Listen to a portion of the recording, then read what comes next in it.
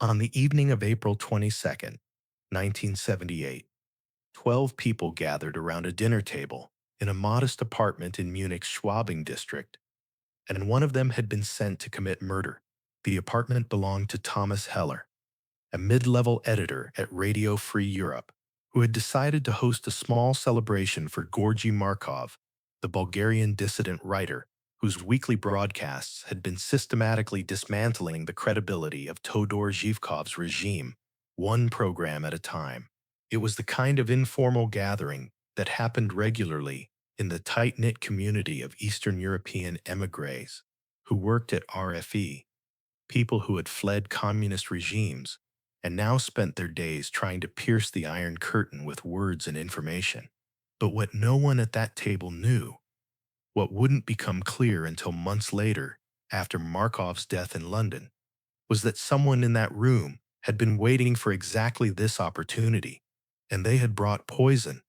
Understanding how that poisoning attempt unfolded requires understanding who Georgi Markov was and why the Bulgarian government wanted him dead, badly enough to coordinate three separate assassination operations across Europe. Markov had been a celebrated figure in Bulgaria during the 1960s, a novelist and playwright whose work earned him membership in the cultural elite and access to the inner circles of the Communist Party. He had socialized with Todor Zhivkov himself, attended the same gatherings, observed the corruption and hypocrisy that defined life at the top of Bulgaria's totalitarian system, and then, in 1969, he had walked away from all of it, defecting to the West and settling in London, where he began working for the BBC's Bulgarian service and later for Radio Free Europe. What made Markov particularly dangerous to the regime wasn't just that he was critical of communism in general terms. It was that he knew specific details, personal information about Zhivkov and other Bulgarian leaders, the kind of insider knowledge that made his broadcasts devastating. His program, In Absentia Reports About Bulgaria, aired every Sunday evening and was listened to by hundreds of thousands of Bulgarians who tuned their radios to the frequencies that the government tried desperately to jam. Markov would describe Zhivkov's private life, his mistresses, his dakas, the special privileges that party members enjoyed while ordinary citizens waited in lines for basic goods. He would name names, describe specific incidents, tell stories that could only have come from someone who had been there. By early 1978, Bulgarian intelligence had concluded that Markov needed to be silenced permanently.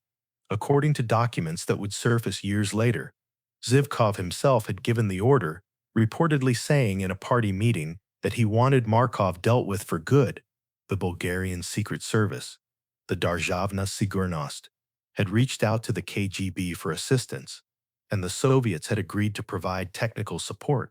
What followed was a coordinated operation that would involve at least 3 attempts on Markov's life over the course of several months, each one more sophisticated than the last.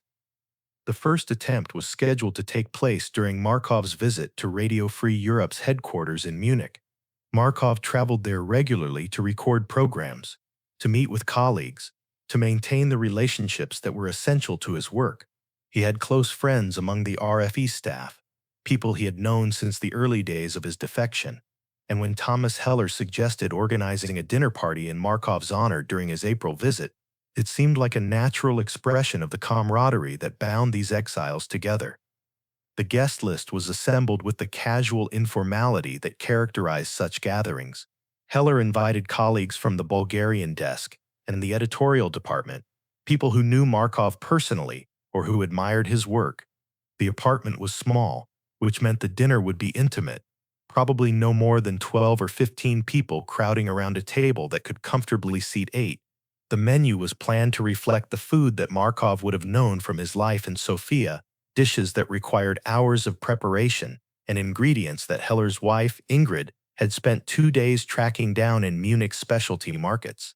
Among those invited was a woman named Elena Vassilev. She was 38 years old, originally from Sofia, and had been working at Radio Free Europe for approximately 18 months as a translator in the Bulgarian service. Her background seemed impeccable, She had defected in 1976, claiming that she could no longer tolerate the restrictions on intellectual freedom in Bulgaria, and she had made her way to Munich through contacts in the émigré community. Her work at RFE had been solid, competent, unremarkable. She kept to herself mostly, didn't socialize extensively, but she attended occasional gatherings and was generally regarded as a quiet, serious person who was dedicated to the work.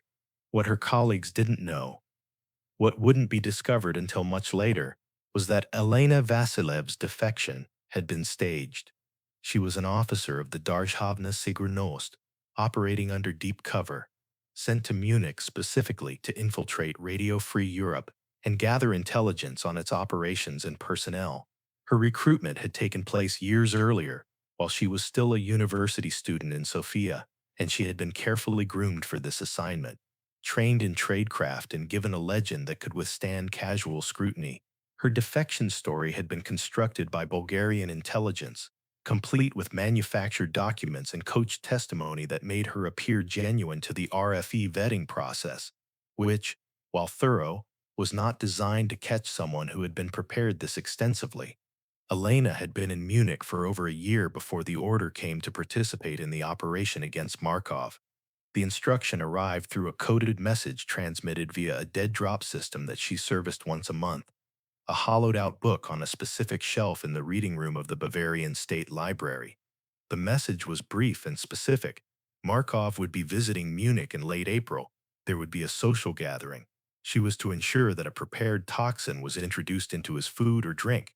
The toxin itself would be provided through a separate channel, and she was to retrieve it from a location that would be communicated 48 hours before the operation. The poison was delivered to her on April 20th, 2 days before the dinner party. She retrieved it from a locker in Munich's Hauptbahnhof, the central train station, using a key that had been left for her in the usual dead drop. Inside the locker was a small package containing what appeared to be a pharmaceutical vial, no larger than her thumb, filled with a clear liquid. There were no markings on the vial, no indication of what it contained. The instructions that accompanied it were simple. 3 to 5 drops in liquid or food would be sufficient.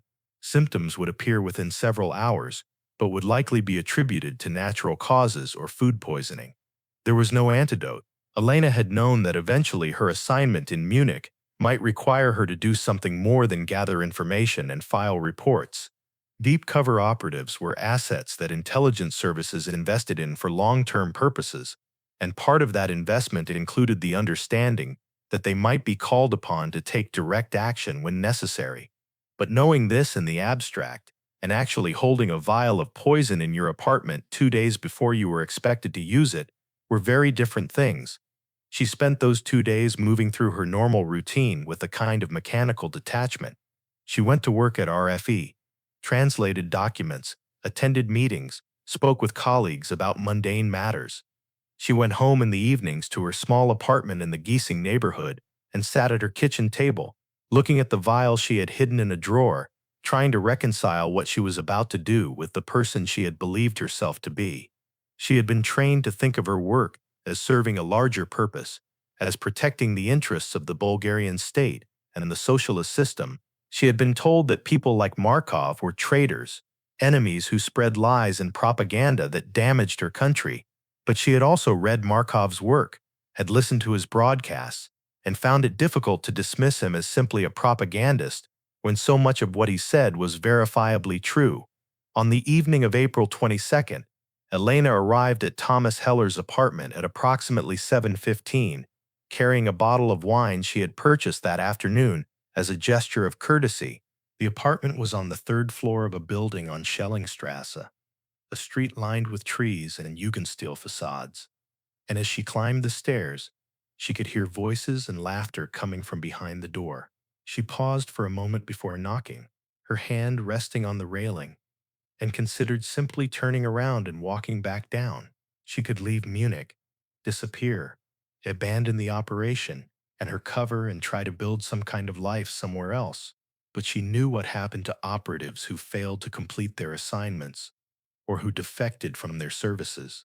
She knew that Bulgarian intelligence maintained files on her family still living in Sofia, and she understood the implicit threat that had always accompanied her work. She knocked, and Thomas Heller answered with a warm smile, taking her coat and welcoming her inside. The apartment was crowded and warm, filled with the smell of cooking and the sound of conversation in multiple languages. Elena recognized most of the faces, colleagues from RFE, people she saw regularly in the hallways and offices of the English Garden complex where the radio station was headquartered. And there, in the center of it all, holding court with a glass of wine in his hand, was Georgi Markov. Markov was 49 years old, a stocky man with graying hair and an animated way of speaking that drew people in. He was telling a story, something about his early days in London, and the small group gathered around him was laughing. Elena watched him from across the room and felt a strange disconnection, as if she were observing the scene from a great distance. This was the man she had been sent to kill, not in some dramatic confrontation, not in a moment of violence that could be justified as necessary in the heat of conflict, but quietly, through deception, at a dinner party among people who considered him a friend. The evening progressed with the rhythm of such gatherings. People moved through the apartment, refilling glasses, sampling food from dishes that Ingrid had arranged on every available surface. The conversation was lively and multilingual, switching between Bulgarian, German, and English depending on who was speaking. Markov was the guest of honor, and people kept approaching him to talk, to ask questions about his work, to share their own experiences of life under communist regimes. He was generous with his time, listened attentively, offered encouragement to younger writers and broadcasters who were still finding their voices. Elena positioned herself near the kitchen, where she could observe without drawing attention. She had the vial in her purse, tucked into an interior pocket where it would be safe and easily accessible. Her plan was to wait for an opportunity when Markov's glass was unattended, or when she could add the poison to food before it was served to him. But the apartment was crowded, and there were always people nearby, always eyes that might notice something unusual. She waited, feeling the weight of the vial in her purse, feeling the pressure of time passing as the evening moved forward. Around 9, Ingrid announced that dinner was ready, and people began moving toward the table. The seating was informal, with guests taking whatever chairs were available. Elena found herself seated near the middle of the table, with Markov at the head, several seats away. The positioning was not ideal for what she needed to do, but she told herself there would be opportunities as the meal progressed, moments when she could reach across or when glasses were being refilled. The meal began with a traditional Bulgarian soup, tarator, a cold yogurt-based dish flavored with cucumber and dill. As bowls were passed around the table and people began eating, Elena reached into her purse under the pretense of retrieving a handkerchief. Her fingers found the vial, and she palmed it, keeping it concealed in her hand while she brought her other hand back to the table. The conversation around her continued, a discussion about recent broadcasts and the challenges of getting information past the jamming that the Bulgarian government employed to block RFE signals. Elena looked down the table toward Markov. His bowl of soup sat in front of him, still mostly full as he spoke with the person seated to his right. She would need to wait for a moment of distraction, a point when everyone's attention was elsewhere, and then she would need to lean forward, reach across, and add 3 drops to his bowl without anyone noticing the motion or the vial. It would take perhaps 2 seconds, if executed perfectly. But even as she rehearsed the movement in her mind, she felt a growing resistance, a sense that what she was about to do crossed a line that she would not be able to uncross. The opportunity came approximately 20 minutes into the meal. Thomas Heller had gone to the kitchen to retrieve another bottle of wine, and several people near the end of the table had turned to watch him struggle with a stubborn cork. The noise level in the room increased as people offered joking advice, and Heller cursed good-naturedly in German. Elena looked down the table and saw that Markov had turned slightly in his chair to watch the commotion, his soup bowl sitting directly in front of him, unattended. She began to reach forward, the vial concealed in her palm, her movements deliberate and controlled. But as her hand extended across the table, something stopped her. It wasn't a physical obstruction. It was something internal, a refusal that came from a place deeper than training or ideology or fear. She looked at Markov's profile, at the way he was laughing at something Heller had said, and she understood with sudden clarity that she couldn't do this. Not because the operation was flawed, or because she was afraid of being caught, but because she had reached the limit of what she was willing to become for the sake of her service and her country. Elena withdrew her hand and slipped the vial back into her purse. She continued eating mechanically, participating in the conversation when required, but her mind was elsewhere, working through the implications of what she had just decided. She had failed to complete her assignment.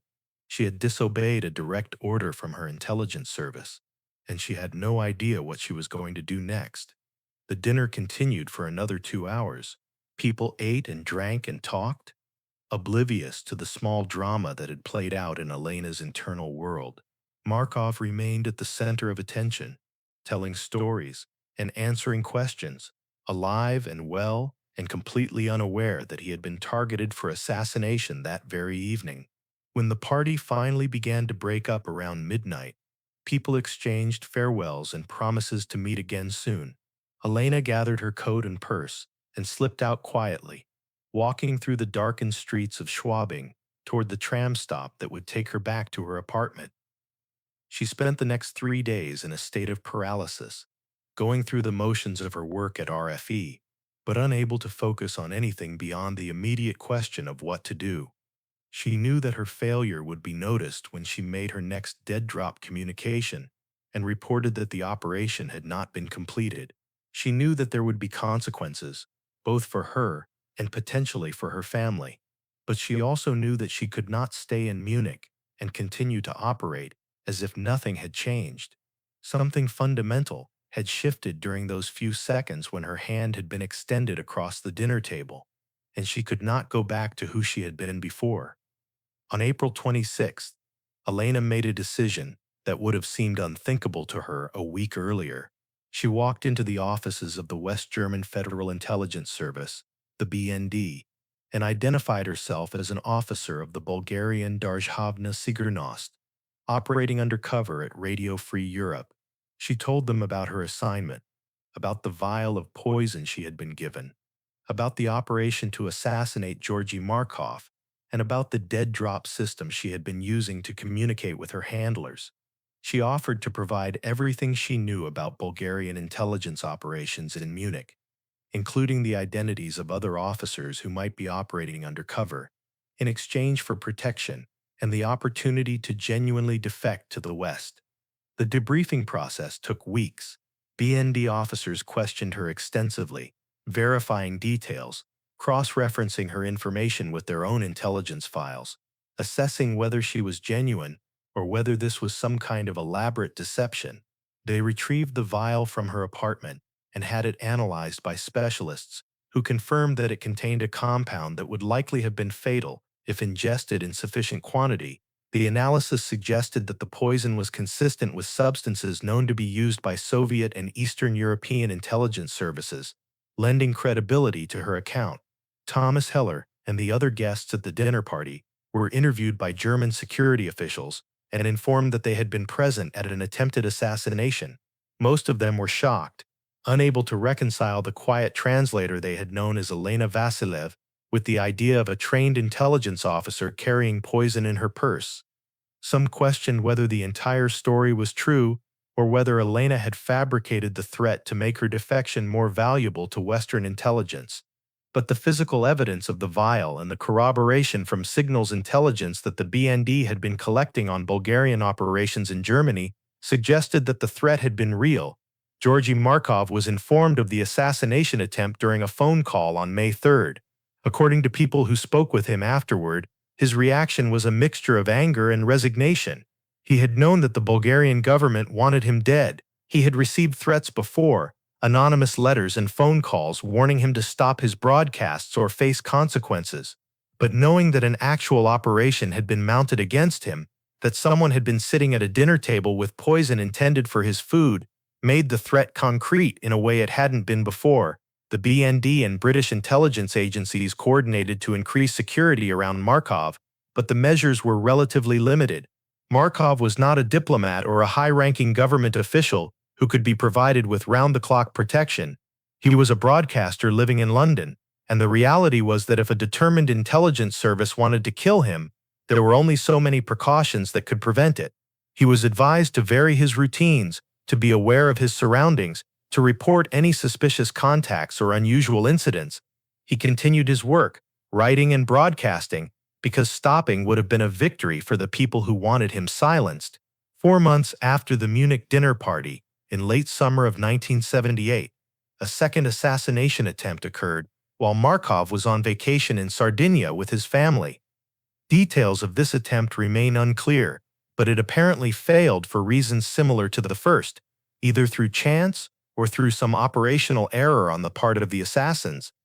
And then on September 7, 1978, while Markov was waiting for a bus on Waterloo Bridge in London, a man jabbed him in the thigh with an umbrella and walked away.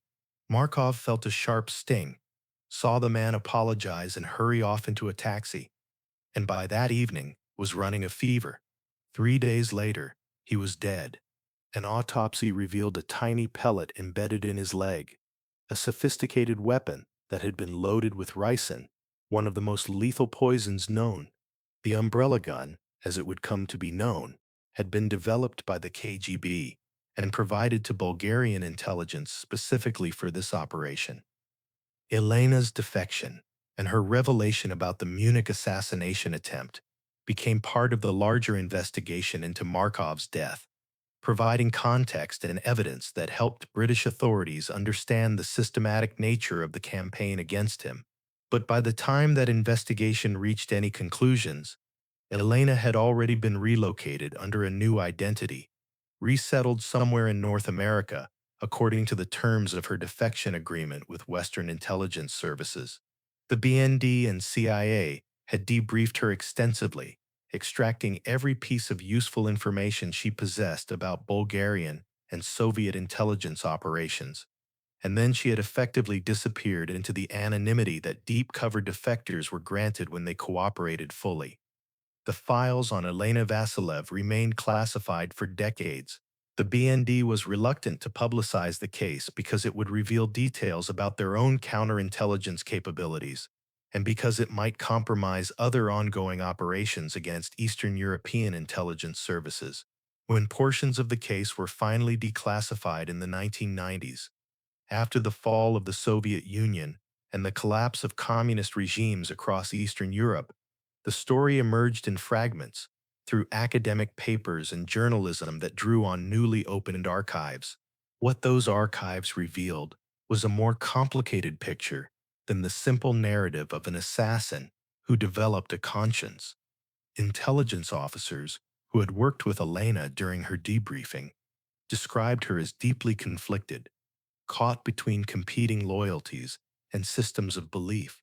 She had been raised in a society that taught her that service to the state was the highest virtue, and she had genuinely believed that her work for Bulgarian intelligence was morally justified. But her time in the West, her exposure to the people she had been sent to spy on, had created doubts that accumulated gradually until they reached a breaking point that evening in Munich. The other detail that emerged from the archives was that Elena's failure to poison Markov had triggered an immediate response from Bulgarian intelligence. Within days of the dinner party, when she failed to report success through her dead drop system, her handlers in Sofia became suspicious that something had gone wrong. They had initiated inquiries and sent messages demanding an explanation. Her decision to defect to the BND had been driven partly by principle, but also by the recognition that she was already compromised and that staying in her role would have been impossible. The vial of poison that Elena had carried into Thomas Heller's apartment was preserved as evidence and eventually became part of the collection at the German Spy Museum in Berlin, displayed alongside other artifacts from the Cold War. It sits in a glass case now, a small pharmaceutical vial that most visitors walk past without much attention, unaware of the story it represents or the moment of decision it embodies. Thomas Heller continued working at Radio Free Europe until his retirement in the late 1980s. He gave occasional interviews about the dinner party and the revelation that one of his guests had been carrying poison, but he always expressed a kind of puzzled disbelief about the entire incident. It had been, by all appearances, an ordinary evening among friends and colleagues, and the fact that it had also been the site of an attempted political assassination seemed almost impossible to reconcile with his memory of the event. Georgi Markov's death, 4 months after the Munich attempt, was widely covered in international media and became one of the most infamous Cold War assassinations. The poison umbrella became a symbol of the lengths to which totalitarian regimes would go to silence their critics, and Markov himself was remembered as a martyr to the cause of press freedom and resistance against authoritarianism. But the story of the dinner party in Munich, the first attempt that failed, not because of security measures or investigative work, but because an intelligence officer chose not to follow through, remained largely unknown for years. Elena herself never spoke publicly about her experiences. The terms of her resettlement required that she maintain silence about her past, and she apparently honored that requirement. People who research Cold War intelligence operations occasionally speculate about what became of her, whether she built a new life successfully, or whether the weight of what she had done and what she had been part of proved impossible to escape. But without access to the ongoing classified portions of her file, these remain only speculations. What can be said with certainty is that on the evening of April 22, 1978, in a crowded apartment in Munich, a woman made a choice that saved a man's life, at least temporarily. That the man went on to be killed 4 months later in a different operation using a different method does not diminish the significance of that choice or the moral courage it required. In the vast machinery of Cold War espionage, where individuals were often reduced to assets and operations, where ideology justified almost any action, there were still moments when people reached the limits of what they were willing to do and chose differently than their training and their orders demanded. The dinner party itself, stripped of the context of assassination and intelligence operations, was unremarkable. Friends gathered, food was shared, conversations ranged across topics both serious and trivial. People laughed and argued and told stories, and then they went home. But beneath that surface normalcy was a drama playing out in one person's mind, a struggle between duty and conscience that would eventually lead her to walk away from everything she had known and believed. And in that struggle, in that moment of refusal, there is a story worth remembering, even if most of the people at that table never knew it was happening. The poison that didn't enter Georgi Markov's soup that night was not a failure of tradecraft or a security breakthrough. It was something more fundamental, a reminder that even in systems designed to turn people into instruments of state policy, individual agency persisted.